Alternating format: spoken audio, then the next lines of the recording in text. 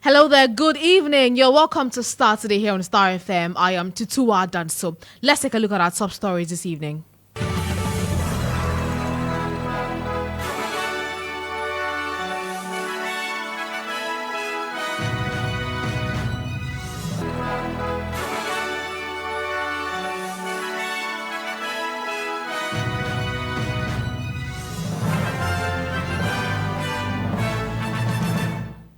Coming up in this broadcast, minority accuses government of lowering image of the Ghana Armed Forces with recent decisions to deploy military personnel to enforce ban on exportation of grains. Even the army, they are not happy with some kinds of reckless deployment that impact negatively on the image of our revered armed forces. For us to lower the standard of our military. We will tell you why the former secretary to the IGP and deputy ranking member of Parliament's Defence and Interior Committee is making this claim, plus a reaction from the government. And later in the broadcast, woes of Convention People's Party deepen as president of Ghana's first president, Samia Nkrumah, ditches father's party to contest as independent candidate for Jomoro constituency. I am running as an independent to re-enter Parliament, the Jomoro constituency. And independent means putting Ghana first, fighting the extreme partisanship that has not delivered to our people. Now, how will this affect the fortunes of the party at the national level and in the Jomoro constituency as the December 7 elections draw closer? We have details of these and many other stories coming up in this broadcast. And also in health, Komfanochi Teaching Hospital appeals for waiver on 1 million cedi import duty on equipment for oncology departments.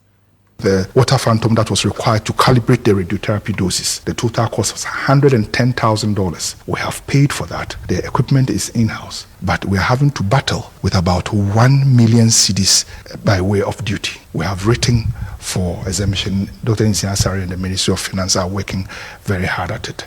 We are live in Kumasi for the latest on this development shortly. Later on the campaign trail, National Democratic Congress vows to investigate fatal shooting incident in Manya Krobo over high electricity bills as it serves notice that security personnel who killed during the upcoming polls will be dealt with.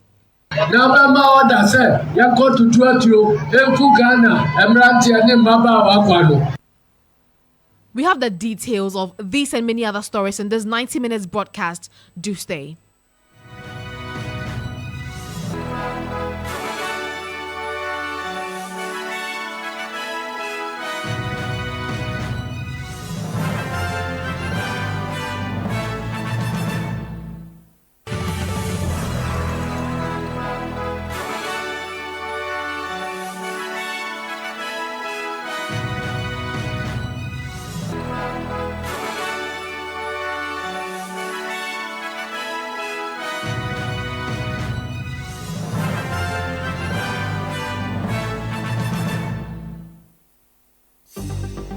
Starr News is coming to you live on Ultimate 106.9 FM in Kumasi, Empire 102.7 FM in Takrady, Cool 103.5 FM in Ho, Rage and Might FM in Tamale, Somali FM in Wa, My Star Radio in the USA. Also live on Facebook on Starr 103.5 FM and on starfm.com.gh around the world. This is Starr 103.5 FM. Thank you very much for choosing Starr today. Now we start off with security, and the minority in Parliament has accused the Akufo-Addo-led government of lowering the image of the Ghana Armed Forces with its latest decision to deploy the officers to enforce the ban on exportation of grains. Now the Minister for Defence, Dominic Nitiwo, in a joint press conference with the Minister for Food and Agriculture, Dr. Brandi Champong, a few days ago, announced that soldiers will be deployed to enforce the ban occasioned by the drought in the northern parts of the country. But addressing the media, a former secretary to the IGP and deputy ranking member on Parliament's Defence and Interior Committee, Peter Lanchenitobu, said recent reckless deployment of military men for mundane tasks have left senior officers in the military unhappy. Time you see a soldier in town, neatly dressed, the soldier attracts a lot of respect. the soldier is admired. Is it the same today? No. It is not, because the Nana Akufo-Addo administration for the past almost 8 years is telling us that apart from the Ghana Armed Forces, all other security agencies have become ineffective and non-functional. So if it comes to even preventing the export of grains, you must go for the soldiers. And that is why gradually the soldiers are also losing it. You find a soldier who is a bodyguard. For God's sake, a soldier who becomes a bodyguard in an internal security environment. And many of them are preferring to have soldiers as bodyguards instead of police officers. Because in their thinking, apart from the military, no other security agency is effective enough. And if that is true, they have destroyed these institutions. And please, let's all rise up to prevent the government from destroying the last man standing, the Ghana Armed Forces. It wouldn't help us. We are doing this as patriotic citizens. It has nothing to do with elections. It has everything to do with the image of the Ghana Armed Forces. And as my ranking member states it clearly, even the army, they are not happy with some kinds of reckless deployment that impacts negatively on the image of our revered armed forces. For us to lower the standard of our military, the Ghana Armed Forces, a well-revered institution in our democratic experiment, reducing them to the level of going to our borders to prevent the exportation of grains is a very unfortunate incident. The president, as a commander-in-chief of the Ghana Armed Force, who also doubles as the chairman of the National Security Council, he's not the military. He acts on advice. And whoever advised him to deploy the military to prevent the exportation of grains, that particular person must bow his head in shame. But I want to believe that the commander-in-chief will listen more to his chief of defense staff. I am not quite convinced that the chief of defense staff, in the person that I know, Lieutenant General Thomas Opompepra, will advise the president to deploy military to prevent the exportation of grains. That is the fundamental thing we're talking about. If there is no ulterior motive and it's actually military duty, this is not one of them. To continue with the other question from, or the part that my brother addressed very well. You see, this is an election year, and every Ghanaian should be interested in things that are happening before the elections. When we talk about electoral violence, it doesn't happen one day. When you see the build-up that is coming, if you see the early warning signs, please don't shut your mouth if you are really a responsible, patriotic Ghanaian. Why? We saw it in 2020, and all of us were quiet. But this time around, we are going to talk about it. And as they intend to violate the rights of people by unfortunately using our military, at the end of the day, is the image of the military that will be bastardized. And we should stop it.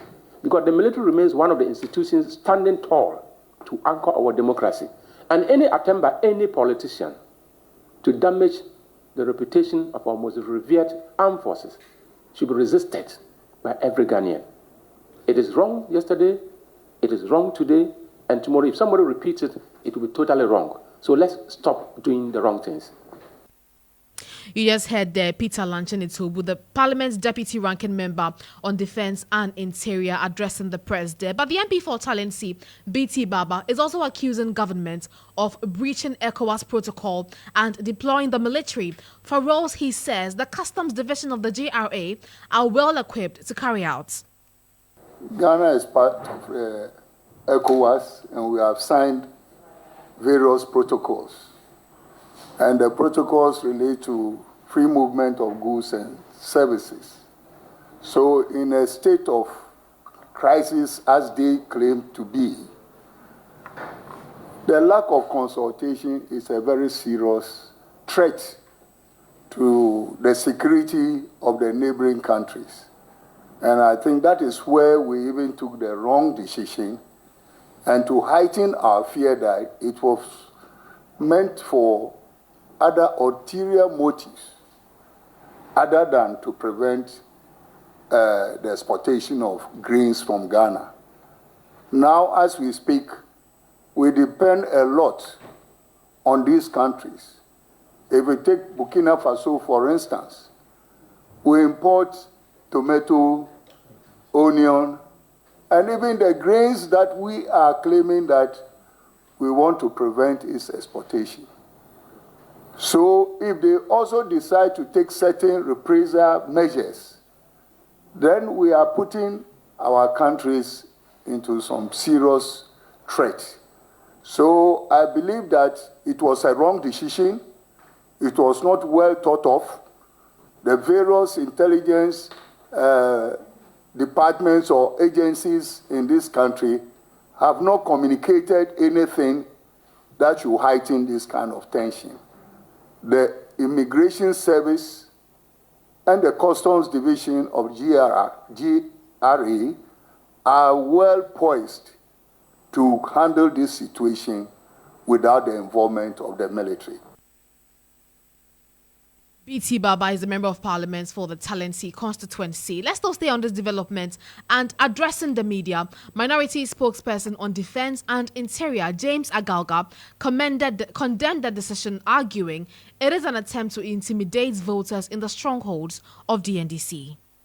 The minority in Parliament condemns in the strongest possible terms the decision by the Akufo-Addo-Bawumia-led government to deploy the military to border towns across the country to supposedly enforce the government's ban on the exportation of grain from the country in the wake of the reported drought-induced crop failures in the northern part of the country. The minority takes note of the rollout of measures by the government to address the potentially devastating impact of the dry spell on food security in our country, the deployment of the military to our borders to ostensibly perform the task of the enforcement of a ban on the exportation of grain raises several questions and suspicions. The Immigration Service is statutorily empowered to manage and patrol the country's borders as a first line of defense. The Customs Service, on the other hand, complements the Immigration Service in the exercise of its preventive functions along our borders. Indeed, the government should be mindful of the cost of military deployment along the borders because it could be more than the value of grains they wish to protect.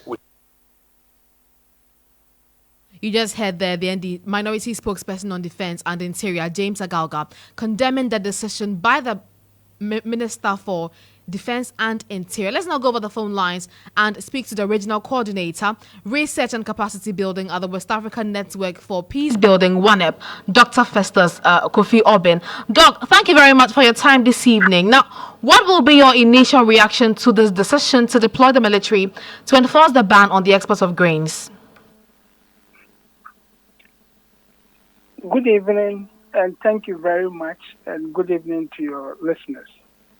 Yes, I think that like others have also raised concern about this decision could have been better communicated with all the key stakeholders so that we find the appropriate means of dealing with it, because we are in a political season, and every action and every intention of the government or the agencies that are supposed to oversee our security would be seen with suspicion, especially from the opposition parties.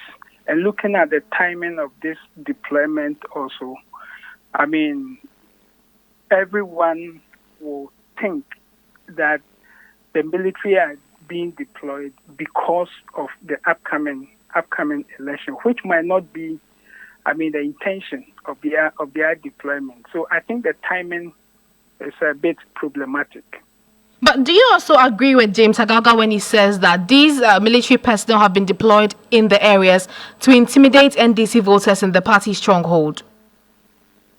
Well, the reason for their deployment has been provided by the minister, and it would be premature for me to make a comment that they are being deployed to intimidate NDC NDC, voters. But if you look at what has happened in previous elections and what is also causing the fear of the opposition, one would say that they are right in terms of thinking that this deployment is actually being done to intimidate their voter, which might not be, the case, as we have been informed that they are being deployed to enforce a ban on grain exports outside of the country. Doc, in 2020, there were similar concerns that the government used the COVID as an excuse to deploy military personnel to some of these supposed strongholds, and that was problematic. Don't you think that we are likely to see a replication of that? Yes, so that is why initially I made the point that the timing of this deployment is a bit problematic because we are almost 3 months to the election, and over since the last election, we've been talking about why and how the military should be deployed for election security, even if they are going to be deployed in this election. And so to deploy them at this particular moment without any specific guidelines and timelines in terms of when this deployment and how long it's going to take raises some of those fears that happened in the previous elections, because and also for the fact that when you look at the roles that the military is going to play with respect to the grain export ban, these are also roles that other agencies, other law enforcement agencies could also, play, like the immigration, the police, and customs, and others who are also around the border areas.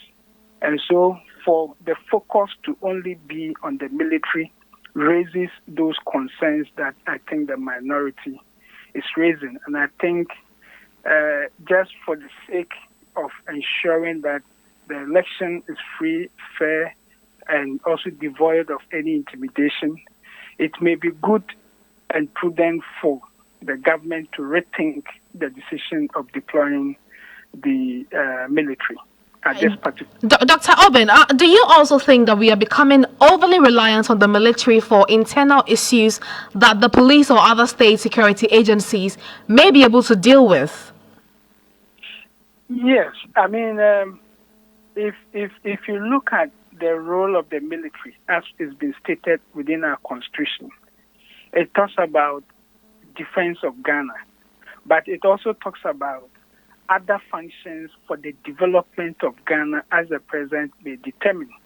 And that particular clause is subject to different interpretation by those who are deploying it. So while the military has a role to play, I think the overemphasis on their role when it comes to some of these matters raises important issues about the appropriate roles of these institutions. Because if you look at the traditional role of the military, they are trained for combat and defense, while the police, immigration, and the other agencies are equipped to handle some of these law enforcement issues. And so when the military is deployed for some of these civilian matters, it signals a lack of confidence. It also signals a lack of operational effectiveness of the police, which undermine their role when it comes to enforcing some of these actions. And this reliance could also lead to the normalization of military involvement in everyday governance issues, which is problematic in every, the democratic society. Doc, I understand your point, but you see, as an expert in this field, which state security agency, for instance, would you say is ideal for such law enforcement activities? Well, I think that we have the immigration, we also have customs.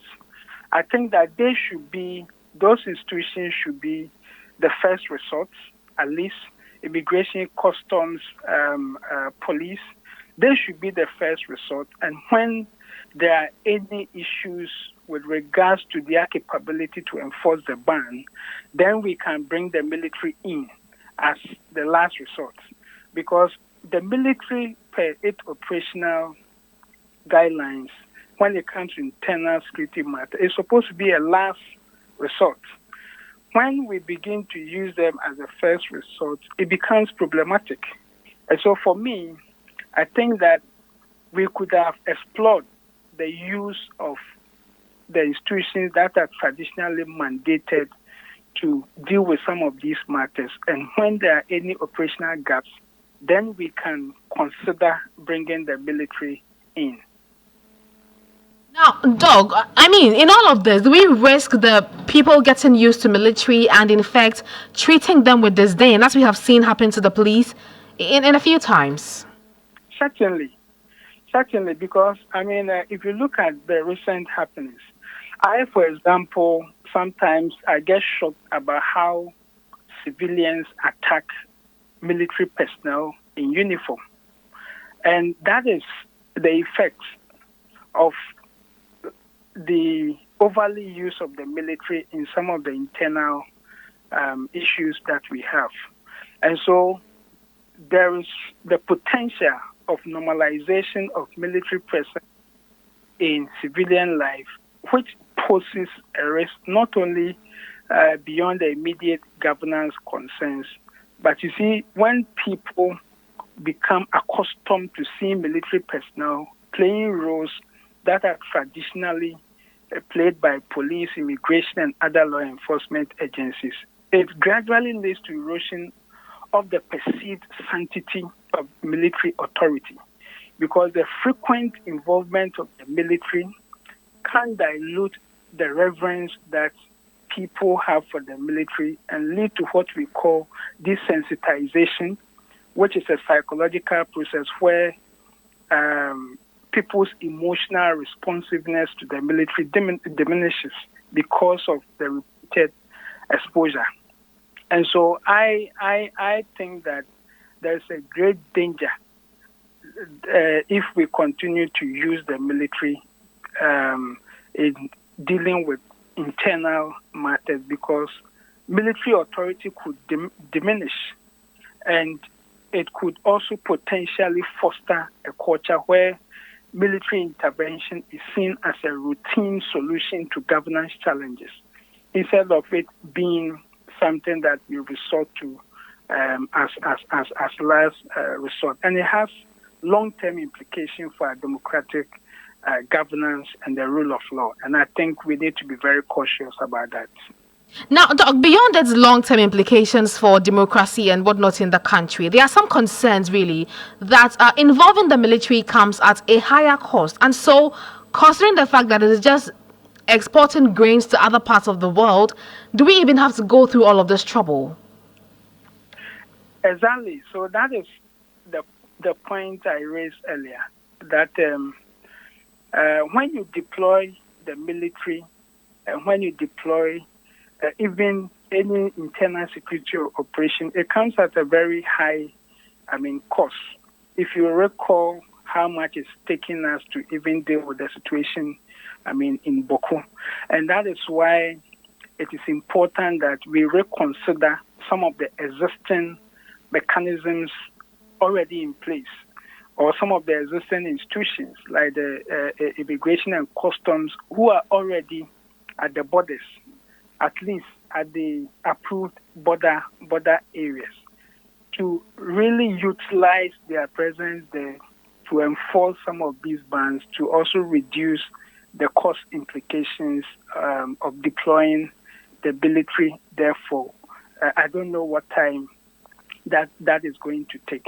And so for me, I think that with all the concerns coming up, it would be good in our own interest to rethink that decision, to see how we can ensure that whatever interventions we are implementing to ensure that we have enough grain in the country is not going to also jeopardize, the peaceful environment we have as we approach the 2024 elections. Right. We appreciate your time this evening, Doc. Dr. Festus Kofi Obin is a regional coordinator, research and capacity building at the West African Network for Peace Building. You're still listening to Starr Today. Starr Today. First, fast, and credible. Let's do some politics now. And the wars of the Convention People's Party are deepening by the day. The latest of such troubles is the intention of Samia Nkrumah, daughter of Ghana's first president, Osagyefo Dr. Kwame Nkrumah, to ditch her father's party. Now, the leading member of the Convention People's Party announced her decision to contest as an independent parliamentary candidate for Jomoro constituency come December 7 elections. Now, according to her, contesting as an independent parliamentary candidate will offer her the opportunity to serve her constituents better. She spoke at the 2024 All-African Movement Assembly here in Accra. The minority in parliament condemns in the strongest possible terms the decision by the Akufo-Addo-Bawumia-led government to deploy the military to border towns across the country to supposedly enforce the government. I am running as an independent to re-enter Parliament, the Jomoro constituency. And independent means putting Ghana first, fighting the extreme partisanship that has not delivered to our people. So the independent card, I believe, is a new way of doing politics, where you are ready to work with others to make sure that good things happen for your people. I don't want us to be extremely partisan. I want us to build consensus. I'm looking for the way forward in the future. I don't think the future lies with being so entrenched in one party or another. So how can I do something when I'm aspiring for a better future for Ghana? Can we go beyond party politics? You know, Today as we speak, there are followers of Kwame Nkrumah in Ghana from every party, NDC, NPP, CPP, PPP, independent, everywhere. So the values and principles of what we call Nkrumahism has gone way beyond party. So why are we boxing ourselves in groups? Ghana needs to unite. And how can we unite without people sacrificing and going beyond the system? The two-party system has not worked, if we want to be honest. You just heard Samia Nkrumah there. But how will this affect the fortunes of the party? And joining us over the phone lines is the chairman of political affairs at the Convention People's Party, Kwame Jantua. Mr. Jantua, thank you very much for joining us this evening. Now, are you first of all surprised with the decision of Samia Nkrumah to contest as an independent parliamentary candidate? Good evening to your listeners. Why should I be surprised? It is her right if that is what she wants to do. Nobody can stop anybody from standing independent. And if she feels that is the way she can help Jomoro, so be it. I would not hold it against her if that is what she wants to do. Is it not more of the interest of the party at this point? Because I believe you clearly need the numbers. If she doesn't find that is in the interest of the party and she wants to stand as an independent, it is her right to do. There are people who have left political parties and have stood independent. Haven't they? Isn't it in Parliament? So I don't see anything wrong with it.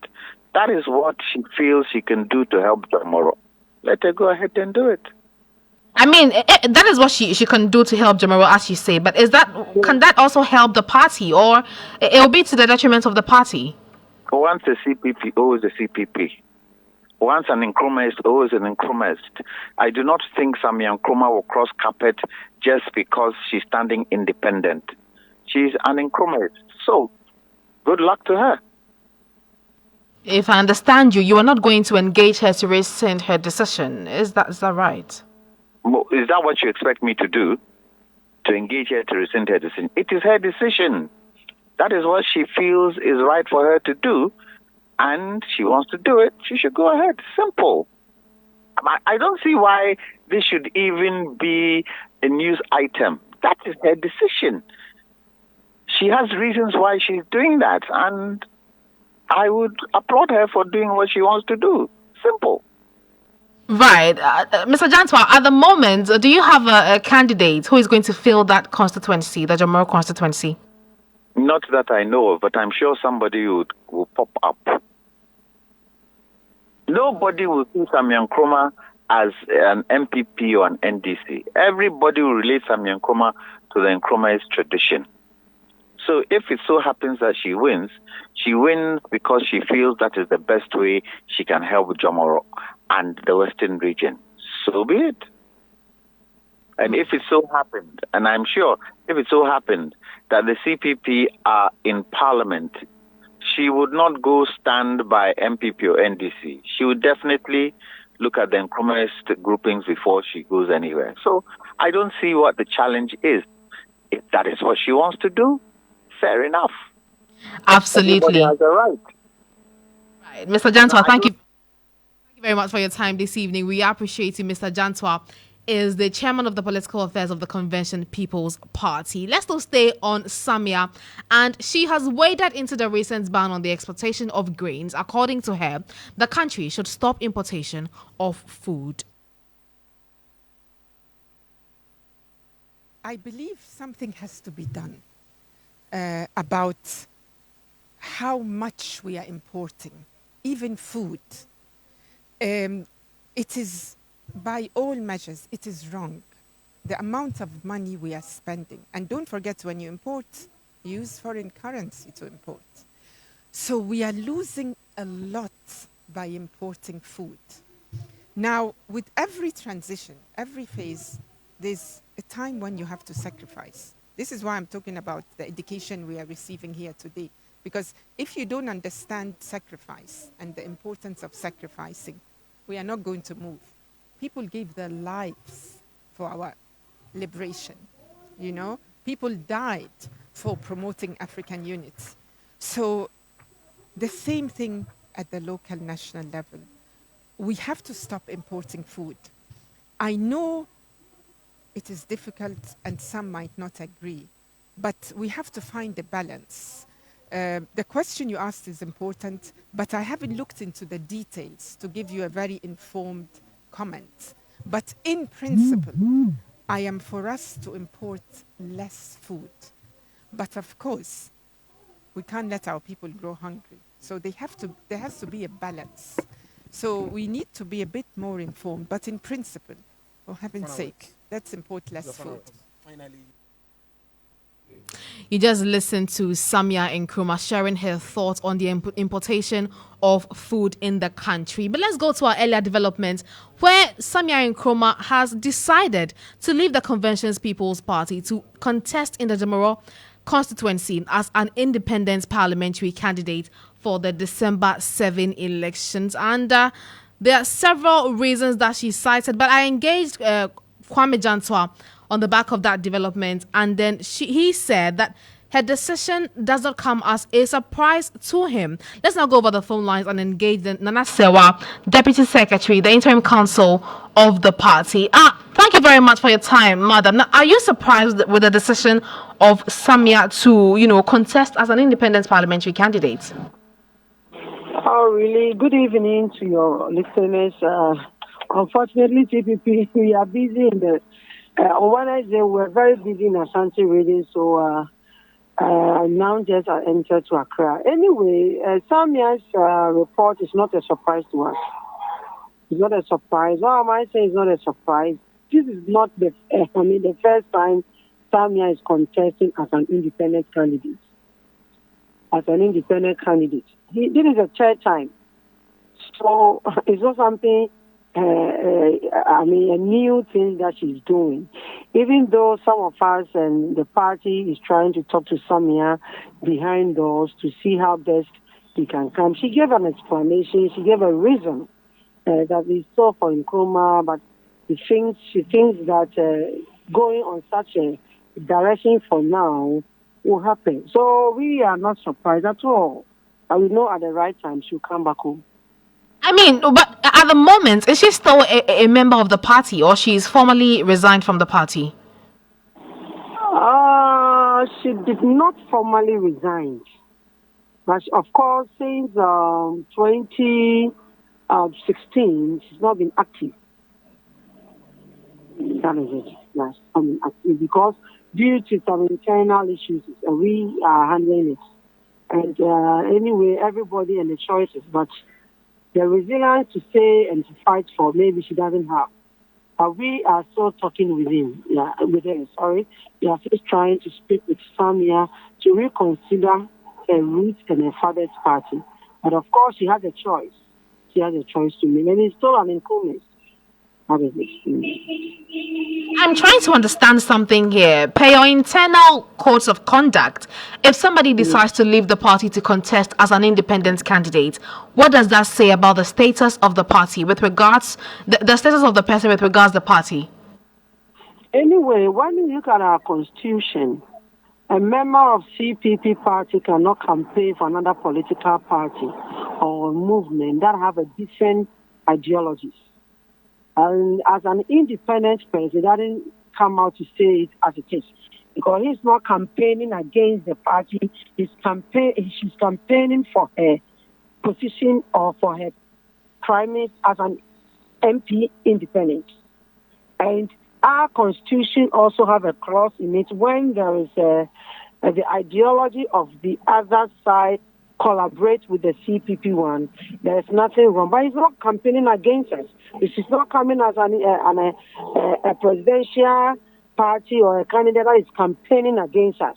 She's going alone as an independent person for a seat in parliament. So in our constitution, nothing binds her like that because she hasn't joined any party against CPP. So that is the difference. She hasn't joined any party. She's of her own. She believes that she has to be an incumbent. Her ideal should be falling in line. Should fall in line with incumbents. But she hasn't joined any party. She's going in as an independent candidate. Right. When is the party likely going to fill that vacancy in the Jomoro constituency? We have an aspirant there already. There's a parliamentary candidate there already. And officially, we are going through our election process to elect the flag. So most of these parliamentarians issue has been a little bit delayed.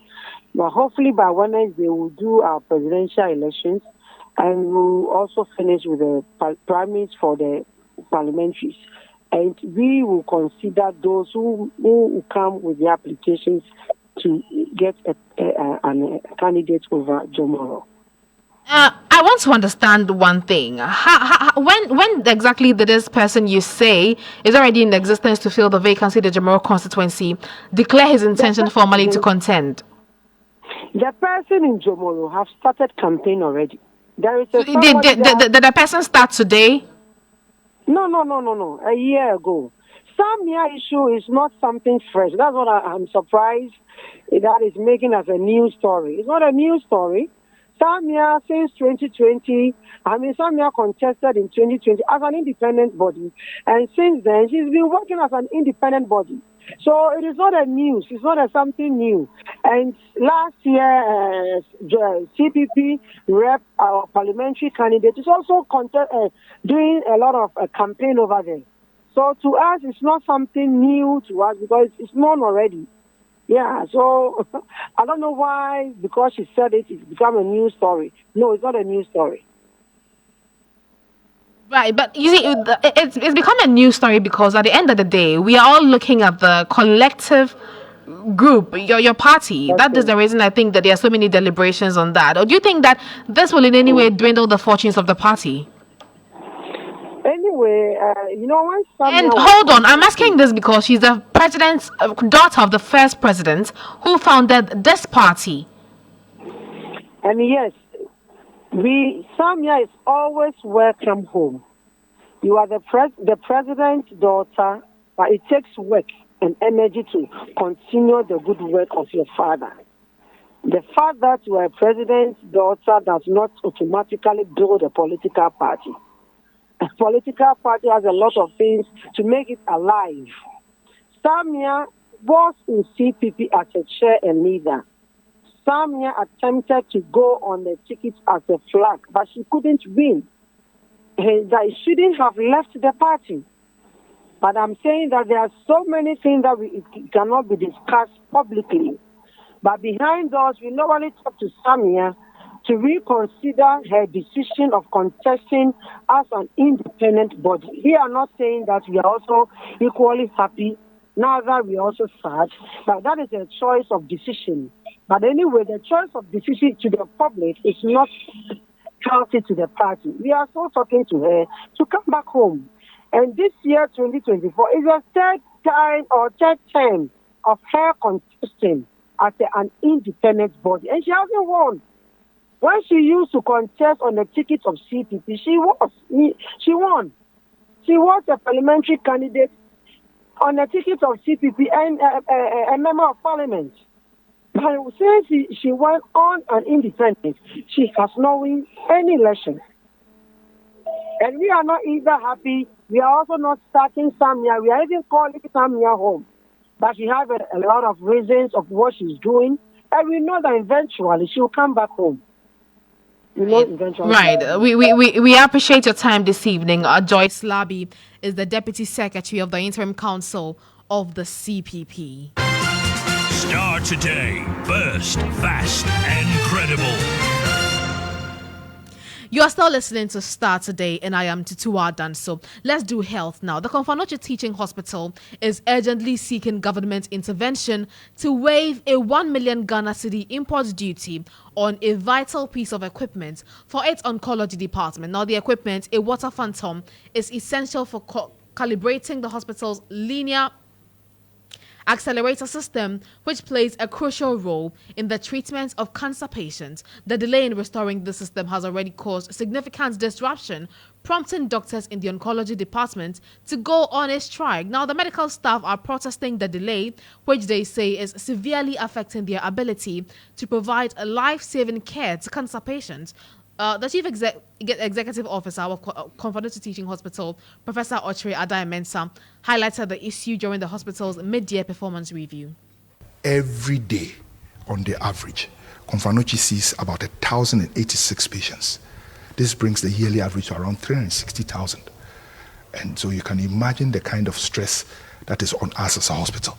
Our MRI machine has been there for the past 12 years. And so you fix this problem with it, then there's another problem that surfaces. You fix that problem there, another problem surfaces. You would recall that our oncology doctors went on strike, and it was on the basis of the fact that the LINAC machine had not been repaired. We entered into a PPM. We are paying around $210,000 a year for the PPM. Immediately we fixed that. Then there was a problem with the water phantom that was required to calibrate the radiotherapy doses. Now guess what? It had not been budgeted for. The total cost was $110,000. We have paid for that. The equipment is in-house. But we are having to battle with about 1 million cedis by way of duty. We have written for exemption. Dr. Nsiasari and the Ministry of Finance are working very hard at it. And I hope that very soon the water phantom would be brought to Kumasi.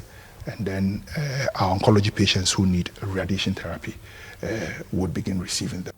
Now, meanwhile, procurement expert Dr. John Ball has attributed the recurring challenges in clearing medical supplies in the country to a lack of collaboration amongst stakeholders. Let's listen to him. When you come to our environment here, the issue of collaboration is a serious problem. We want to work on our own.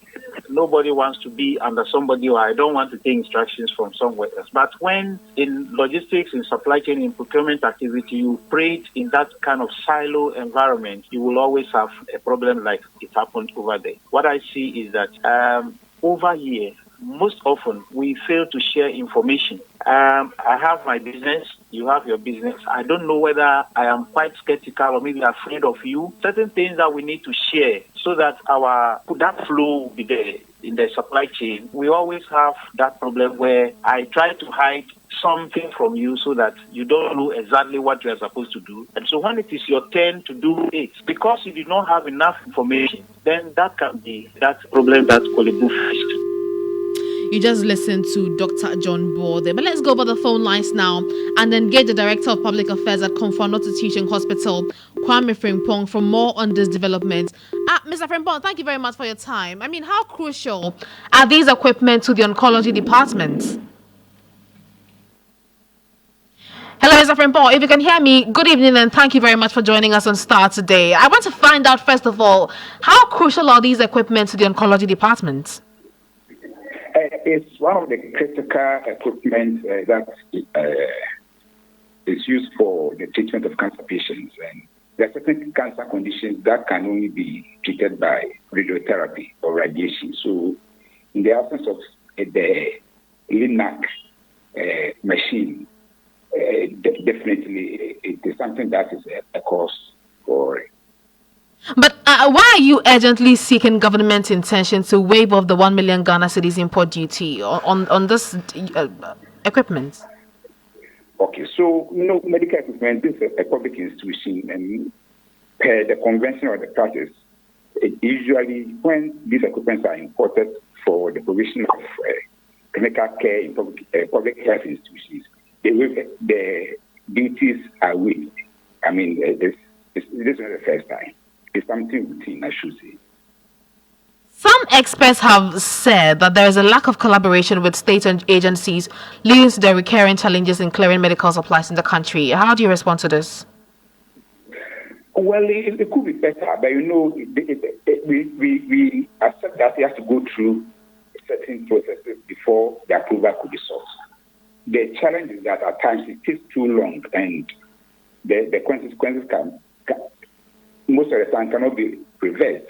If it takes 2 weeks, 3 weeks, 1 month to get a waiver for equipment that should have been used for patients months ago, before lack of the water phantom in this case to calibrate an existing equipment so that it can be used on patients, and you wait for all this while, I mean, it is a problem. But we believe that, yes, the process must be respected.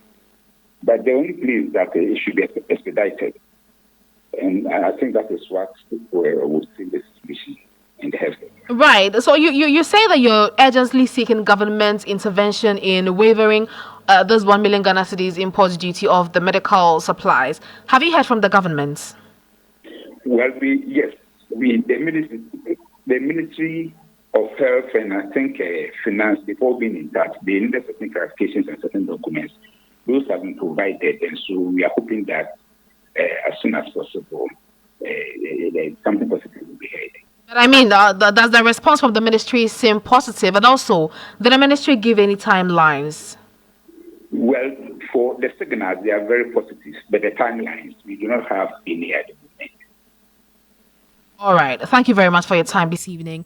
I've been engaging the public relations officer for the Komfo Teaching Hospital, Kwame Frimpong. Let's still stay on health. And the management of the Kolebu Teaching Hospital says that the facility has initiated procurement processes to get a new elevator for the surgical block whilst it works towards conducting surgeries in that facility. The hospital currently has only 2 elevators at its main surgical block, which has been malfunctioning for about a week now, leading to the facility suspending non-emergency surgeries.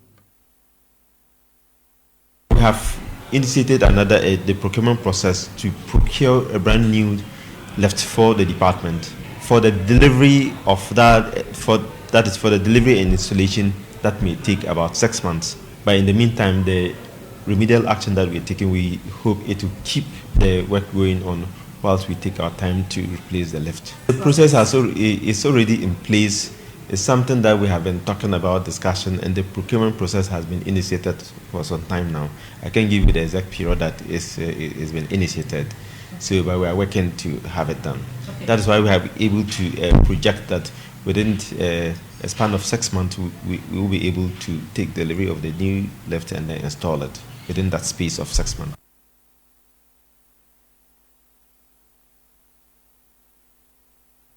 Now, still on health, the founding member of the New Patriotic Party, Dr. Nyahu Tamaklu, has cast doubts on the party's ability to break the 8. According to him, the governing party has done little to transform livelihood of citizens since returning to power in 2017. He believes the NDC candidate, John Mahama, should get the nod over his rival, Dr. Bawumia. In politics, in a civilized world, when a party will win election, you know it. It's based on this performance. What do you see? What I see now is a party that has been led, unfortunately, by an autocrat. Are you calling the president an I autocrat? say an autocrat. He's your good friend. He is my good friend. And you are calling him the way I knew. But you know, you stay in this country. Look at what is happening. Who? It's a democracy. The president. No. Really? You see, when you talk of democracy, you know it. All sort of infractions. You follow me? There is no even. I mean, you know what has happened. Will the NDC win the 2024 election? I don't know who will win the next elections. That I can't tell. But you said that the NPP will not win. Then what I'm saying is that NPP, if they will allow the election to be held freely, there's no way they can win. But you should look. You should listen to people on television who have been interviewed, ordinary people. How do you win an election? You win an election when you have performed well. If you had to choose between the following, who would you choose? 1, Mahama versus Bawumia. Mahama versus Bawumia. Who would you choose? Push to the wall. Choose as what? As a leader? Or as a leader. What? I will always go in for somebody who has done it before and has experience. So this will be Mahama then? Yes.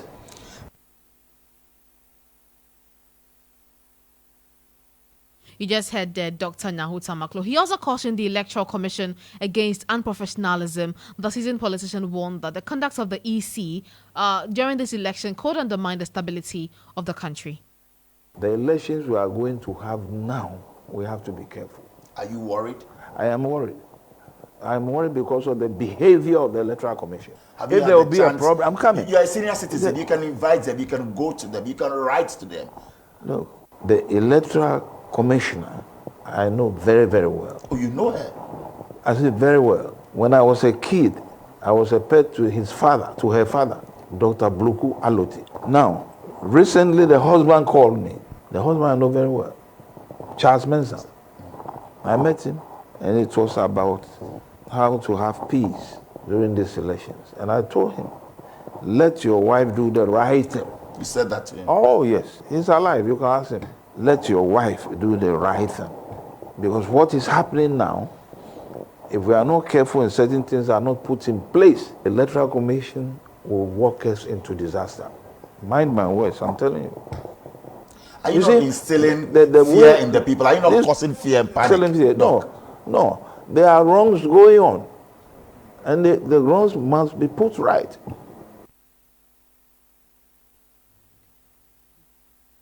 That was Dr. Nyahuta Maklo, one of the founding members of the New Patriotic Party. Starr Today. Burst, fast, and credible. Now, imagine having to confront your worst fears every time nature calls.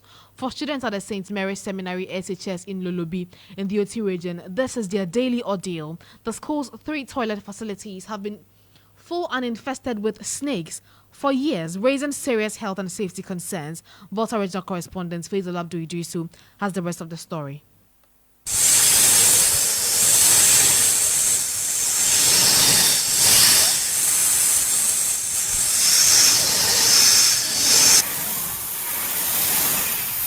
The students of St. Mary's Seminary SHS in Lulubi, in the newly created Guan district of the Oti region, face a daily struggle when nature calls.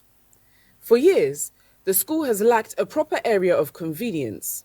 The 3 existing toilet facilities are in a dire state, dilapidated, full and infested with snakes, leaving students traumatized whenever they need to use them. Our facilities, toilet facilities is not good at all. We are suffering. We find it very difficult to go to the toilet because some of them are full. And here is bush, sometimes snake. Sometimes we see snake inside the toilet and we cannot go again. A visit to any of these facilities is met with an unbearable stench that lingers. When we visit the toilets and come back, it smells all over our body, and it's very scary to go there sometimes because there are a lot of snakes in there and behind the toilet as well. And the toilet behind the toilet is very bushy. And there are no lights around the toilet, and in the night it's very dark. So going there is very difficult for us to go there. Compounding the issue is the school's ongoing water supply problem, which makes access to clean and functional toilet facilities even more difficult. An additional facility built years ago remains unused due to these water challenges. So the reason why we don't use the new toilet is because of the water system. We don't have enough water to drink, and this is where we fetch our water from, this pond, and this water we use it to wash, we use it to soak our gari, and we don't have enough water to even bath. So at times when we come, we have to be in a queue. Then we allow one after the other to come and fetch the water. Sometimes you might not even get when the water is finished. So when you go to the toilet, you will not get water to use there to flush the toilet. So that's why we don't normally use that toilet. Students also report that the poor sanitary conditions have exposed them to skin infection. When it comes to sanitation, things are very, very bad. And the toilet behind me, it was built a long time ago, but just because of we are lacking water, so we are not able to use it. So we are still using the old toilet. The place smells bad, and we are exposed to infections such as testis infections. From the Oti region, let's head to the Volta region. And the Ghana Home Economics Teachers Association in that region has been challenged to integrate digital technology into their teaching methods to enhance students' learning. As their 43rd biennial general meeting in Home, speakers stressed the need for teachers to up their skill and leverage technology to remain relevant. The 43rd biannual general meeting of the Ghana Home Economics Teachers Association of Ghana brought together members from all 16 regions of the country to discuss strategies with emphasis on the use of digital technology in the works of home economists. Addressing participants, President of the association, Comfort Katum Mada, urged members to blend traditional and digital methods to advance their works. The theme for the AGM should help us to deliberate as home economists how to bridge tradition and technology and explore the impact of digitization on home economics practices, addressing both the challenges and opportunities presented by advancements in technology from online learning platforms and virtual home environments to smart home devices and communication tools. Professor Margaret Japon, Director of the Institute of Health Research, University of Health and Allied Sciences, advised teachers to guide students in subject combinations for university readiness. Many of the students from the secondary schools come to UHAS wanting to do dietetics or nursing, and they have a background in home science or home economics. They have not combined it with science, and so when they come in, they struggle. So please, when you are helping them choose their subjects, even if they've done home economics, let's encourage them to do at least one science subject, biology or chemistry. Volta Regional Director of Education, Francis Agbamadi, called on the association to contribute to the new curriculum being developed by NACA to enhance the study of home economics in schools across the country. As home economics teachers, you are expected to play a crucial role in this curriculum transition by integrating technology into your lesson delivery.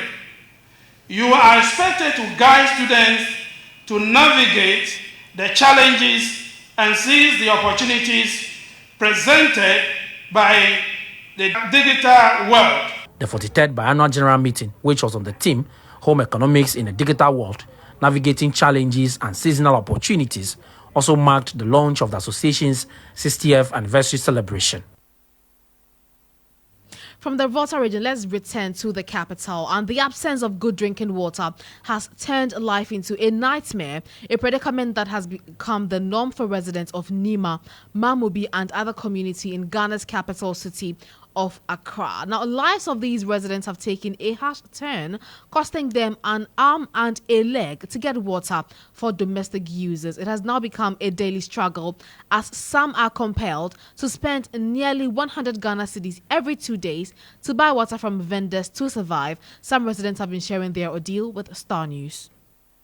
The tap has really affected us, and it's been In my area, it's not been flowing for close to 2 weeks now, and it's making like commercial uses and domestic uses harder without the water. So yeah, it's been shut for 2 weeks in my area. It's been shut for 2 weeks now. Cannot even be done as soon as possible. At least we should have a timetable. Oh yes, it has. Because once you're in Accra, there's nothing like part of Accra.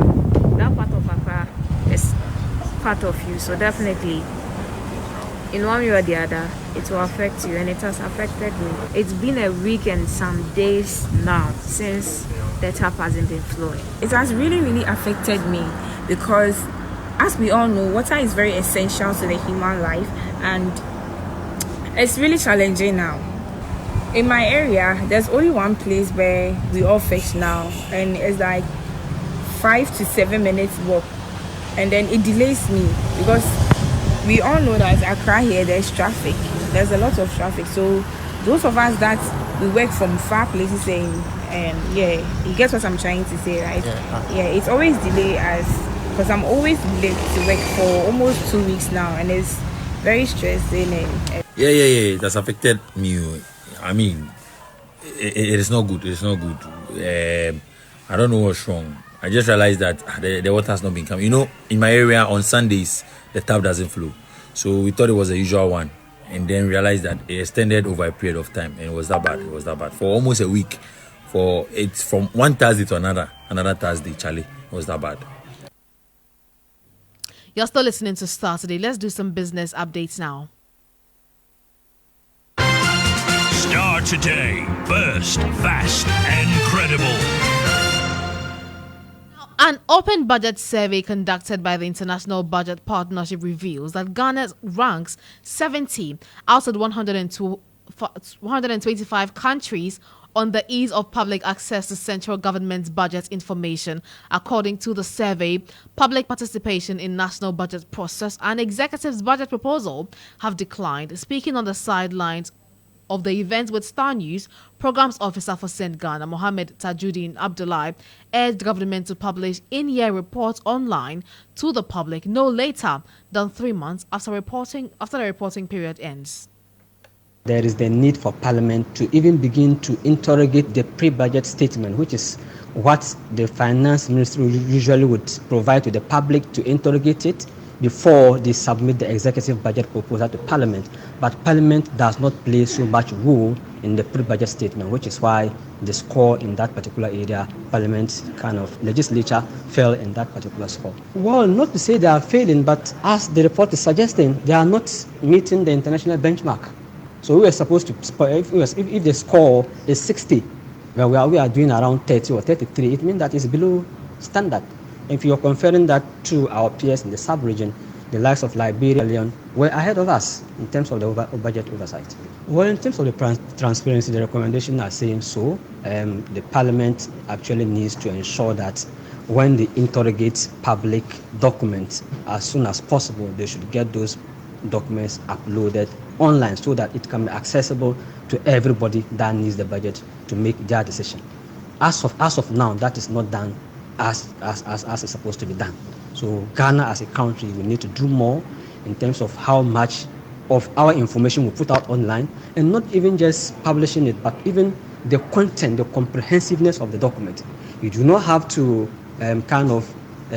for convenience sake, provide some information and leave out other information. As citizens, we all need the budget to make our decisions. So we all need to have access to those documents. That was a report filed by my colleague Benjamin Saki. Now, climate change and dry spell up north, which has affected the livelihood of over 800 farmers, continues to draw attention of sector players in the agric sector. Now, stakeholders in the sector have expressed concerns about the impact of the dry spell as they want government to adapt measures in mitigating the impact. Director of Cosmos Innovation Center, Benjamin Jan Kese, believes actors in the value chain must make the right decision to safeguard the agricultural food system. He spoke at the Agricultural Innovation for the Africa Conference here in Accra.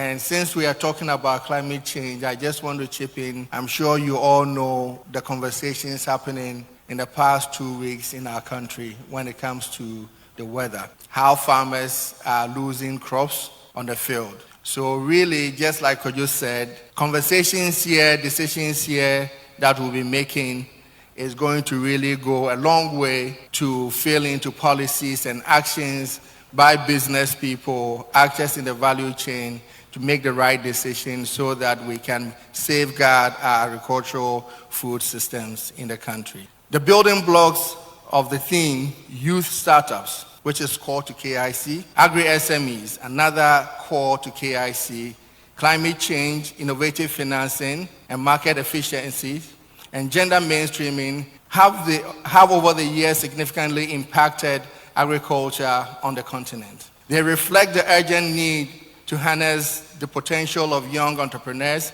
and small businesses to drive sustainable development in the agricultural sector. Africa, like the rest of the world, is facing unprecedented challenges in the face of changing climate conditions. There are a lot of agricultural transformation towards food security and sustainable food systems, and it is timely that the perspective of youth actors within the system is added to the conference provides an invaluable opportunity to address issues that startups face and explore actionable solutions, harnessing the youth potential to transform Africa.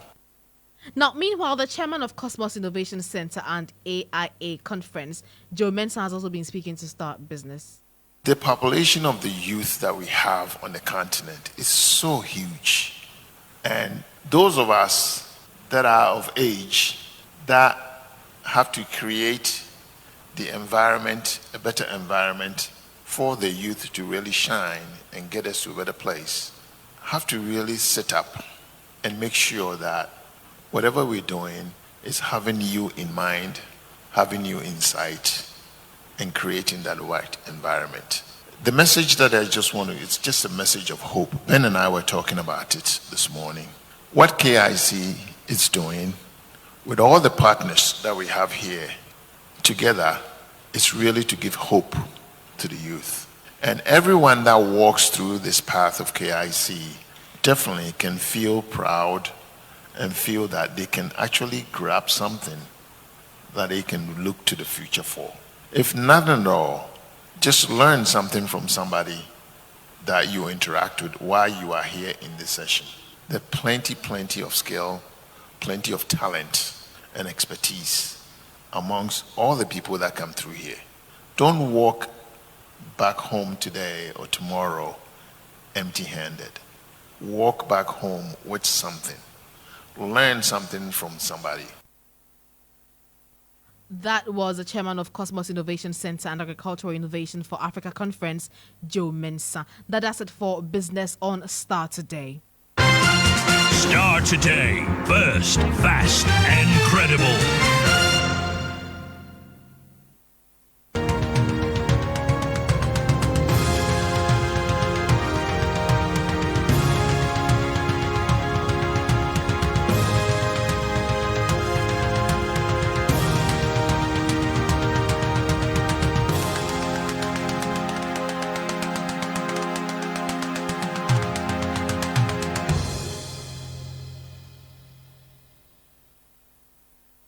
You're still listening to Starr Today, and a welcome to Campaign Trail. EIB still remains your election hub.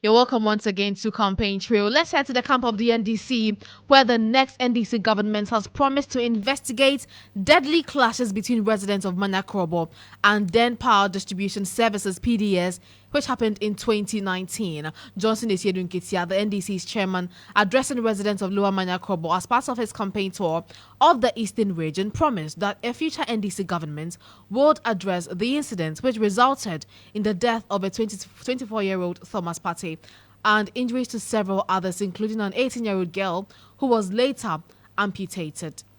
The clashes erupted during a protest against alleged overbilling by PDS, which had taken over from ECG. Now, despite a promise by the then Energy Minister, Peter Mewu, to investigate the matter, no action has been taken since. Take a listen to the NDC chairman.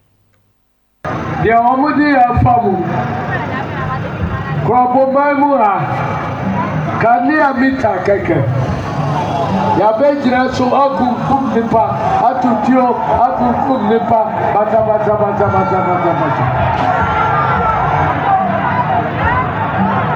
Kania enya na diba krobu ubedi akonwa na NDC de Kania bahadada tika uba beji kakra no wa betwitu akum nipa ya se ya baba tra ko dwano so a obi bia wadi ewu ewo man mu ya ba wiwe mu na asotwe a efata se ya de ma omo no ya de ba ma omo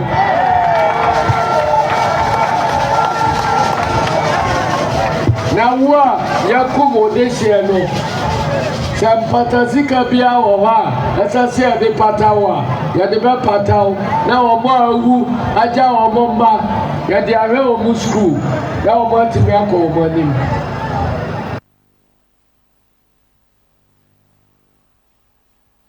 Mr. Esiedu Nketia also served notice that the security personnel who was killed during the upcoming polls will be dealt with. And then abato and aba be wo police pani soldier pani customs pani bia ya obama order wa kasa wunim se enya order e de oman no be ko nanim na obama order se ya ko tutuatio enku Ghana emranti ane mbaba wa kwado kai wuru se da wo be jira watemmu mu no aban no wata wachi se disabo de do na oni ho no opo ebeka wo kwa ene cross a eda okongo Yesu mon reba bia ya to about 2020 MP4 now one constituencies one day atutrasam atutuatio ekunkum nipa eprepre nipa no ena me no ka say one nyina ya ma one ministers etimo cancer peace council for say one peace ya one corre na kufu ado one money mpoma na mo ba mi ampoma na mo ka cha say na ye hear peace wo man no peace beba anya trata bia na on be beba say du ka office say me sign na peace aba ni proceed ni army ni atio ni ajan.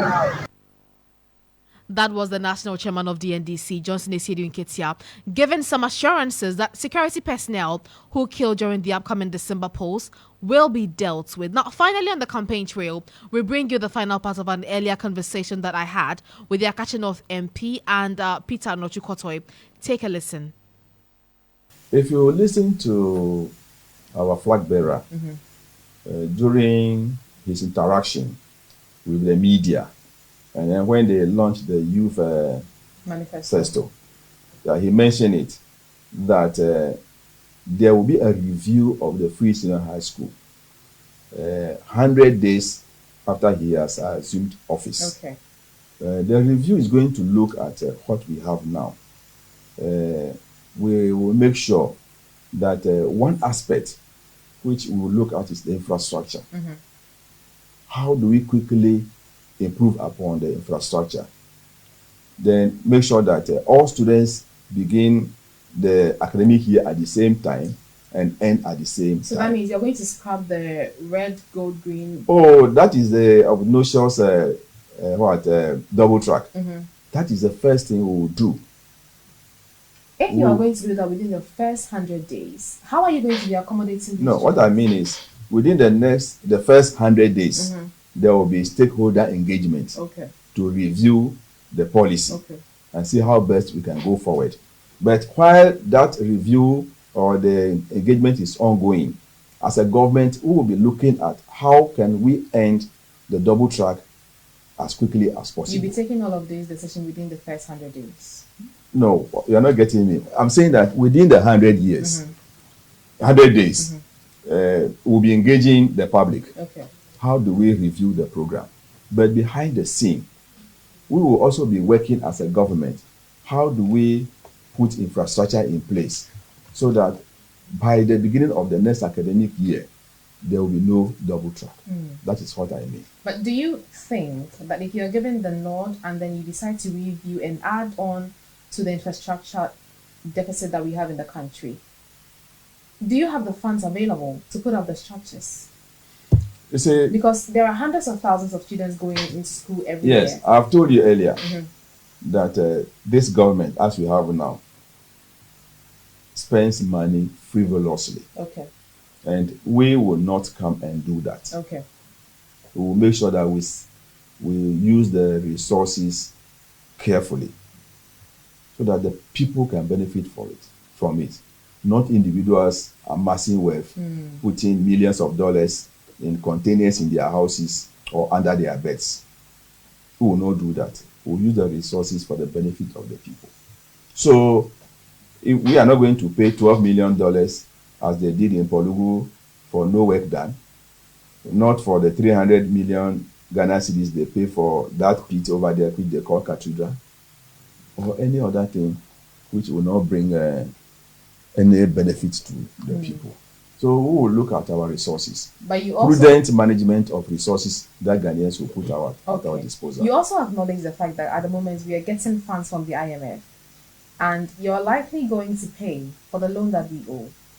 How will you juxtapose that? Well, you see, what is going to happen is that we have budgetary allocation for every sector. Okay. And as part of the Ministry of Education budget, provision should be made or will be made for all these things. If we look at the free senior high school as we have it now, there's so much corruption in the system. You see, when you say corruption, now what exactly do you mean? Now everything is centered in Accra. Even food items are bought in Accra and sent to my constituency. Food items are bought in Accra, rice, beans, and whatnot, and sent to Bolga. You see, so we are going to decentralize the system. That you are in a district, we want you to get this money for you, use it to feed the students. So nobody in Accra will buy a tin of milk and then send to you in Wa. Okay. Yeah. So by doing that, we're going to save a lot of resources. Because if you go to the schools now, the quantity that is sent there is not the quantity government is paying for. We know all those things. They go and cut the weight and then supply at very high cost to the government and then send to the schools. So as a head, you cannot reject whatever is brought to you. You must accept what is given. But I mean, have you raised concerns about these since you say you know about it? We have said it several times. And they will deny it. Even when I talked about some infected or infested rice some time ago, the minister denied it. Okay. But later on, Kevin Taylor, if you remember, he brought it out and then they saw it that what I was saying was true. So when the minister met me one day, I told him, you see what I said and you denied. And well, we added it there. So you are launching your manifesto this Saturday. Talk to us about the provisions for education in the country, even before we get to see the documents ourselves. Yes, one major thing is free stress level 100 program. We have observed that over the years, parents find it very difficult to get money for their wards to enter the university or tertiary institution. So what we're going to do, as in the manifesto, is that we'll give you a grant to cover your level 100 academic user fee So you gain admission to University of Ghana, you produce your admission letter, we will direct you to Student Loan Trust Fund. There's a grant, there will be a grant there. It's not, when you say grant, that means it's for free. You are not to refund it. So that's what we're going to do. That every level 100 students, you get your admission letter, the fee quoted by the university will be paid on your behalf. But don't you think that all of these freebies instituted in the education sector is going to overburden the public purse? Because now we have tablets to pay for. You're still going to be continuing with the free teachers policy and the feeding. Now you're introducing the level 100 no stress policy. Will that not burden the public purse? That is what you would think. But as I said earlier, if you budget for it and you work towards it, you can get it easily. Now, look at the bill at the presidency, annual budget of about 3 billion. What do they use the money for? Just employing or engaging so many people. They call them presidential staffers, and they are paying them huge sums of money every month. If you cut that number by 70%, you can save money to pay for the level 100 students. Is that feasible? It is feasible. Because you're looking at over 125,000 Yes. students annually. That will be about some. On the average. That will be about 300 million Ghana cedis annually. And you think we can raise it as a nation to support the level 100 students? We can do so. There are some who have said that, during the launch of the Youth Manifesto, it said that from 200 to 400, students that are forced with economic challenges may be offered loans. Yes. Why don't you start from the level 100? Oh, you see, the first thing you have to understand is that as parents, the major problem they face is what they call admission fee. Okay. So if that is cleared for you, that stress is taken off your head. Then you can think of other things.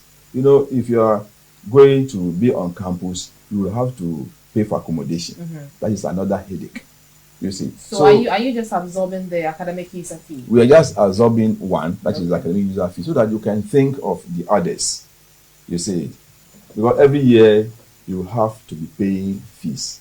And I think if you are able to support them with at least the academic user fee for the first year, I think you have done much for them. Will this policy ensure quality education? It is not going to create any problem about quality education. It's just going to help the students have a stable mind that, after academic user fee, it has been taken care of. What we will do now is what to eat, and then wake up and go to your lecture theatre. It's not going to improve upon quality. I'm asking because you raised issues about infrastructure within the tertiary levels. Yeah. So if you're going to be admitting these number of students annually for free with no stress, how are we going to be ensuring that they don't have to stand by windows and be taking lecture notes whilst paying attention in class? Yeah, if you will get the manifesto very soon. Okay. You will realize that there is how do I call it? There are steps that we are going to follow. How do we increase upon lecture theatres in the various institutions? So we have that infrastructure program over there. How do we get more accommodation for students? So you will see that during the youth manifesto program, GM stated that we are going to engage PPP so that you can put up affordable hostels on university campuses so that the teeming number of youth that will go to the tertiary institutions will have accommodation at a cheaper rate to accommodate themselves. Yeah, so the plans are there. Okay. Yeah, when the manifesto is out, you will see. We just want to get the school before the manifesto, but apart from the level 100 no stress policy, what else are we looking at in your manifesto regarding education? We've spoken about the review of the free senior high school. We're going to look at teacher welfare. Okay. We'll look at that. Then Talking we are about going teacher to welfare. abolish the teacher licensure examination because we feel that it should be part of the curriculum for colleges of education. So that at the time you are leaving college, you just write your licensure examination as part of your final examination. Okay. And when you pass, you get your. And we'll make sure that anyone who completes college of education is immediately employed. Unlike what we have in the system now, those who finished 2022 are yet to be employed. We will not do that. We will continue with the old system. Now, the government is proposing that it was captured in their manifesto that teachers and nurses will be given grants so that they can access vehicles with 1.8 engine liter capacity to help especially those in the rural areas. Oh. Tell me about this policy. I think is it a good one? 4 years ago, they say one teacher, one house. They have not been able to deliver. So I don't know how they are going to deliver on this one. So I don't want to comment on it because I know they won't be able to do it. And Ghanaians will even not give them the opportunity. So you think you just put that in to excite people? Yeah, to excite the teachers and think that they can hoodwink them and then they will vote for them. We know them now. Because he's promised them houses. Have you seen have you seen them commissioning any house? Maybe the cars appear cheaper than the houses, don't you think so? Oh, I see. When you don't have a place to rest your head, you'll be thinking of cars. Or maybe this can be beneficial to the teachers in the rural areas. In what way? What are the roads on which they're going to drive? When the roads are terrible, in my constituency, apart from there are no good roads in my constituency. Okay. Yes. When GM was about to do one for us, they came and stopped it. So if you go and give them vehicles now, electric vehicles, where are they even going to charge the vehicles? When the batteries run out. There's stability in the country, don't you agree? Oh, are you sure? Well, we restored power to what state it is now before they came to power, and they don't want to accept it. So I mean, Dr. Bawumia said it, that if President Mahama ended Danso, did he deserve any praise? So he acknowledged that yes, President Mahama ended Danso in this country. Okay, so you've talked about the tertiary level, you've talked about free education policy. What happens to the basic schools? I think we spoke about it earlier, and I was saying that we need to pay attention to basic school. Is it captured in your manifesto? Do you have a plan for them? That is, you say, we want to do a reform program of the educational system in the country. You just heard an earlier conversation that I had with the Member of Parliament for Akachin North, Peter Nochukotoi there. Now, let's come into the studios and do sports now because my colleague Benjamin Yamwa is seated with the very latest in the world of sports. Bengazi, good evening. Good evening to you, Tutuwaa. And in sports, Ghanaian para-athlete Zinabu Issa has advanced to the final of the women's discus throw at the ongoing Paris Paralympic Games following a standout performance in a qualifying round this Friday afternoon at the Stade de France in Saint Denis. Now, Issa, competing against athletes from Brazil, Russia, Cameroon, Czech Republic, and Gabon, needed to place in a top four to secure her spot in the finals. After challenging start with a throw of 19.30 meters, the 44-year-old Ghanaian delivered a remarkable second attempt, reaching 24.39 meters. Now, this effort placed her third in the rankings, just behind Russia's Ekaterina Vetkonina and also Brazil's Juliana Cristina da Silva, who led the round with a throw of 24.75 meters. Now, Issa will now compete in the final on Saturday at 8 a.m. at the same venue, Stade de France, aiming to bring home a medal for Ghana in the ongoing Paralympic Games. Still in Ghana, and the Sports Writers Association of Ghana, SWAG, have unveiled a new office in a ceremony held at the Accra Sports Stadium this afternoon. The new office, which will serve as a new secretariat for the association, is located at the Accra Sports Stadium and replaces the old secretariat, which was located in Danso. President of SWAG, Kobna Yabwa, in his speech dedicated the occasion to the memory of the first president of SWAG, Joe Latte, who he pointed out that the office is a major step in the journey of the association. He added the association is open to working with the corporate world, and has urged others to come on board to support the association in diverse ways. In the history of the Sports Writers Association of Ghana, and we gather to officially open our new secretariat, a symbol of our growth, dedication, and commitment to promoting sports journalism in Ghana. This is a continuation of the vision, work, and legacy bequeathed to us by our founding fathers and managed by our past leadership, whom some are here. And at this new office represents a major step in our journey to create a conducive environment for sports writers to thrive.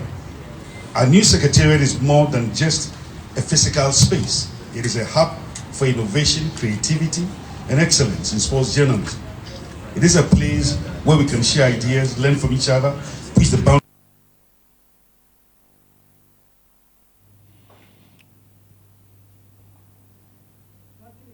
No, Kwabena Yeboah is the head of president of SWAC. Still with some interesting piece of news on the local front. On the Spanish side, in La Liga, FC Barcelona are set to complete the signing on loan of Ghanaian youngster David Odro from Accra Lions. The 18-year-old will join the prestigious La Masia Academy in Catalonia, where he will have the chance to showcase his talent with hopes of securing a permanent transfer next summer to Barcelona. Odro's move will see him become the first player to move directly from the Ghana Premier League to FC Barcelona, despite beginning from the youth ranks of the club. And that should be it for our sports evening.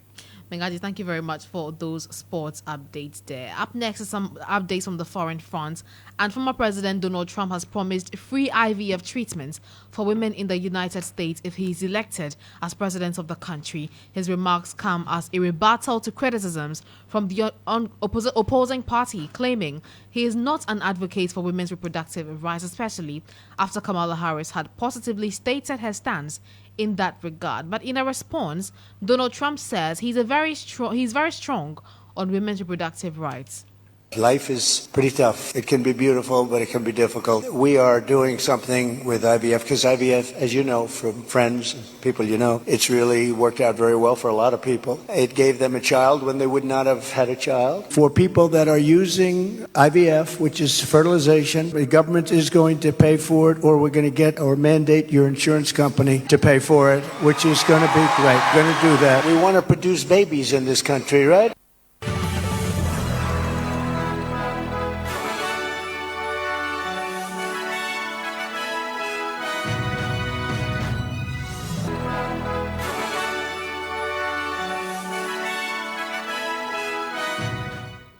And that wraps up Starr Today here on Starr FM. I am Tutuwaa Danso. For more news updates, log on to starfm.com.gh. On behalf of my entire production team, led by Eko Anan, Edem Kojo, Benjamin Saki, and Prince Esin, and also Emmanuel Donko for making this stream a possibility. Thank you very much, and have a lovely weekend.